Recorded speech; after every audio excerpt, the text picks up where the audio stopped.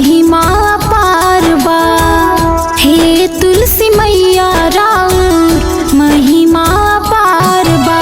स्वर्ग के जैसन घरवा दिहनी, स्वर्ग के जैसन घरवा दिहनी, राउर जय जयकार बा। बेटा आराम से खाना खा लो। हाँ, हमेशा खाई में जल्दबाजी रहेला बउआ जी के। ना माई का बात बा? बात पूछू ना, शहर से जल्दी आ जाइए। काम कुछ ज्यादा बा, हो जाई तो चल आई, ना तो रुकक पड़ जाई।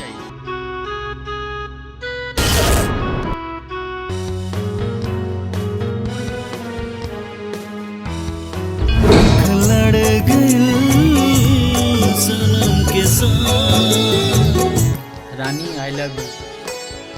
कहने आवतनी आई लव यू टू। अरे रोक यार। हाँ राजा, आज गाड़ी हम चलाई। अच्छा कैसा गाड़ी चलाओ तो नहीं, तू काहे डिस्टर्ब करे बड़ा भाई? देख ज्यादा बक बक मत कर, तोरा बैठे के बात बैठ, ना तो जाए दे हमरा के। राजा राजा सुन, राजा राजा हे राजा, गाड़ी चलाओ राजा।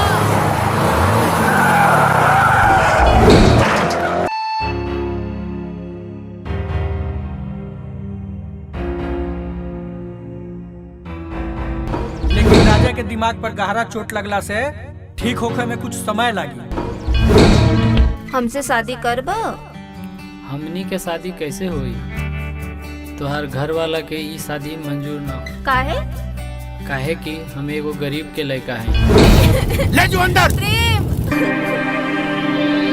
4 दिन में प्यार के भूत उतर जाई। नजर मत आइए, आउट। हम राजा के रिश्ता लेके आइल बानी।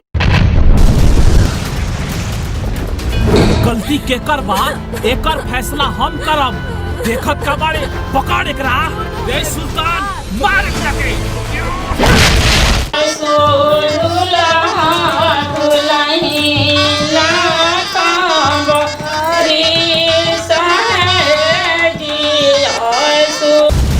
ये हमरा से ले चला बेहतिया बिहार के। ये हवा से जाएब ए बाबू, ये हवा से जाएब बाबू तोहरा के सुधार के।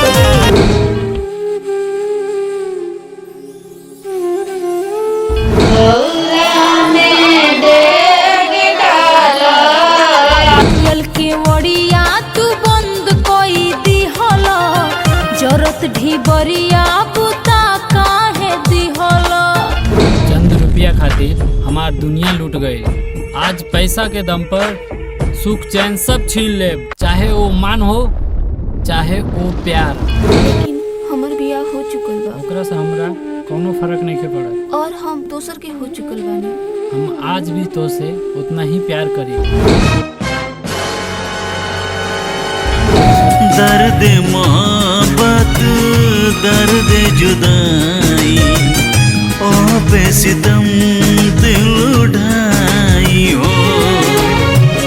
छोड़ के हमके चल गए तो, छोड़ के हमके चल गए तो।